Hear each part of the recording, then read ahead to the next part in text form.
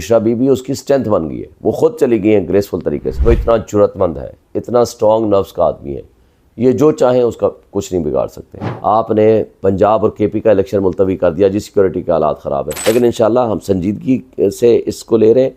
हम चाहते हैं कि इलेक्शन हो और इलेक्शन का अल्तवा किसी सूरत हम नहीं मानेंगे। और वो सहाफ़ी जो कहते थे कि इसका कोई वजूद ही नहीं है, मैं सहाफ़त छोड़ दूँगा, वो भी मेरा ख्याल है खेती बाड़ी करते हुए नज़र आ रहे हैं। बताइएगा कि कल से एक खबरें गर्दिश कर रही हैं कि इलेक्शन मुलतवी के बारे में बड़ा एक हंगामी इजलास हुआ।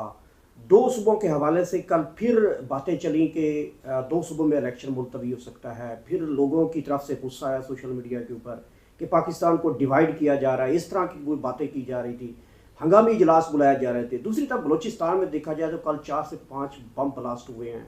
कल पीटीआई की रैली के ऊपर भी हमला हुआ। एक कैंडिडेट जो कि बाजोड़ से हैं, पीटीआई के कैंडिडेट थे, उनके ऊपर अटैक होता है, वो शहीद हो जाते हैं। तो ये अनफॉर्चुनेट जो इस तरह की इमरजेंसी की सूरत लग रही है कि वाकईतन इलेक्शन मुलतवी हो सकते हैं, ये सारे जो टैक्टिक्स हैं। देखें, मुझे तो ये लगता है कि अगर ये इलेक्शन अल्तवा की तरफ जाते हैं तो ये तो फिर मैनिपुलेटेड लगेगा ना। तो सिक्योरिटी के सूरत हाल तो डिस्टर्ब है, हमारी कोई आज की नहीं है। 2013 के इलेक्शन कैसे हुए थे, 2008 के इलेक्शन कैसे हुए थे, लेकिन बात यह है कि इलेक्शन का अल्तवा कर कर के आपने पंजाब और केपी का इलेक्शन मुलतवी कर दिया जी, सिक्योरिटी के हालात ख़राब है। तो किस बात की गारंटी है कि अगले 10 साल बाद सिक्योरिटी के हालात आपके ठीक हो जाएंगे? ये सिर्फ टैक्टिक्स हैं। इलेक्शन होने चाहिए वक्त पे, और अगर इलेक्शन का अल्तवा किया जाता है तो ये मुल्क के साथ बहुत बड़ा जुल्म और ज़्यादती होगी। और कुछ लोग, एक बात और बता दूँ, कुछ लोग जानबूझ के ऐसा माहौल क्रिएट कर रहे हैं कि ऐसा माहौल क्रिएट हो कि लोगों को कन्फ्यूजन रहे कि पता नहीं इलेक्शन होते हैं या नहीं होते, ताकि टर्न आउट कम हो जाए और लोग उसको सीरियस ना लें और मेहनत ना करें। लेकिन इंशाल्लाह हम संजीदगी से इसको ले रहे हैं। हम चाहते हैं कि इलेक्शन हो और इलेक्शन का अल्तवा किसी सूरत हम नहीं मानेंगे। अच्छा सर, साइफर केस के बारे में मुख्तलिफ सहाफ़ियों ने बड़े बड़े दावे किए थे और गले फाड़ फाड़ के ये कहा जाता था कि साइफर अगर सच साबित हुआ तो हम सहाफ़त छोड़ दें। सियासतदानों ने कहा कि हम वज़ीर आज़म शिप छोड़ दें, सियासतदानों ने कहा हम सियासत छोड़ जाएंगे, कि ये साजिशी है, कागज़ का टुकड़ा है। अब तो फैसला भी आ चुका है, सज़ा भी हो चुकी है, साइफर तो सच साबित हुआ। देखें, साइफर के वजूद से तो कोई इनकार ही नहीं कर सकता, और मुल्क की सलामती और ख़ुद मुख्तारी के दिफा किया इमरान ख़ान ने, इसमें भी कोई इनकार नहीं है। लेकिन ये अलग बात है कि सियासी बोने इदारों को इस्तेमाल करके इमरान ख़ान को सज़ा दिलवाने में तो कामयाब हो गए, लेकिन वो सहाफ़ी और वो बोने करप्ट पॉलिटिशियंस जो कहते थे साइफर का वजूद ही कोई नहीं है जी, तो उनसे प्राइम मिनिस्टर साहब, उस टाइम के प्राइम मिनिस्टर साहब ने ये कहा था प्रेस कॉन्फ्रेंस में कि अगर ये साइफर सच हुआ तो मैं शहबाज शरीफ सियासत छोड़ जाऊंगा और ये वज़ीर आज़म शिप छोड़ जाऊंगा। वो कोई एक दफ़ा कहा है, उन्होंने तो ये कहा था कि मैं अपने कपड़े भी बेचूंगा, वो तो कपड़ों में अभी तक नज़र आ रहे हैं। और वो सहाफ़ी जो कहते थे कि इसका कोई वजूद ही नहीं है, मैं सहाफ़त छोड़ दूँगा, वो भी मेरा ख्याल है खेती बाड़ी करते हुए नज़र आ रहे हैं। तो खेती बाड़ी कर, हाँ ठीक है जी, खेती बाड़ी करते हैं या सहाफ़त करते हैं, अल्लाह का उनका मामला है।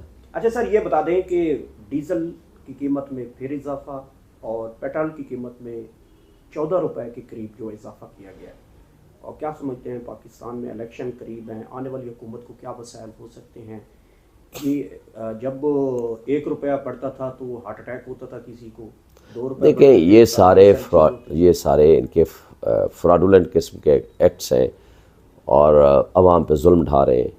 एक शख्स इमरान ख़ान जिसने इसको बेस्ट गवर्नेंस दी, ना सिर्फ बेस्ट गवर्नेंस दी बल्कि उन्होंने कोरोना के 2 साल भी बेहतरीन तरीके से गुजारे, उसके बावजूद इस मुल्क की GDP 6.2% GDP थी, ग्रोथ थी, 150 रुपये पेट्रोल था। उस वक्त ये लोग कहते थे PDM की जमातों वाले सारे, जनाब बहुत बड़ा जनाब तूफ़ान आ गया, इतनी महंगाई मुकाओ मार्च लेकर आए।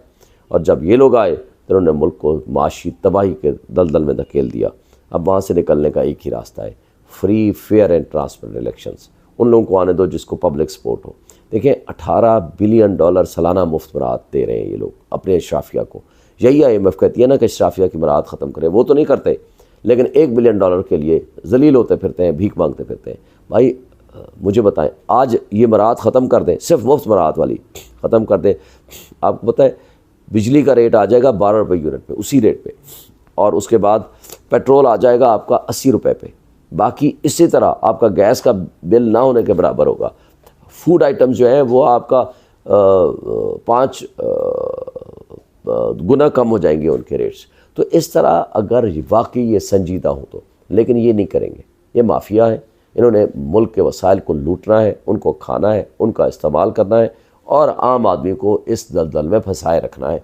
इंशाअल्लाह हमारी हुकूमत आएगी तो हम इसमें बेहतरीन किस्म की पॉलिसी बनाएंगे। शमशीन साहब, आखिरी सवाल है कि कल से जब बुशरा बीबी गिरफ्तार हुई और ख़बरें चलाई गई कि अब डील हो रही है, अब खान साहब टूट जाएंगे, अब दोनों को इकट्ठा सब जेल कर दिया जाएगा, बनीगाला उनका घर, ये सारी खबरें चली और काफ़ी ज़्यादा जो है इसको पीटीआई के कुछ हामी सहाफ़ी भी इस बात के ऊपर तायद कर रहे थे कि खान साहब अब जो है वो, क्योंकि उनकी बेगम साहबा वो गिरफ्तार हुई हैं, तो अब वो टूट जाएंगे।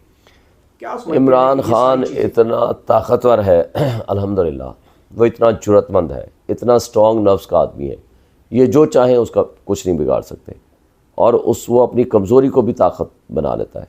बुशरा बीबी उसकी स्ट्रेंथ बन गई है, वो ख़ुद चली गई हैं ग्रेसफुल तरीके से, उन्होंने कहा पकड़ो मुझे जेल में डालो, वो ख़ुद भाग गए उनको जेल में डालने से, ख़ुद जा करके उनको सब जेल करार दे दिया।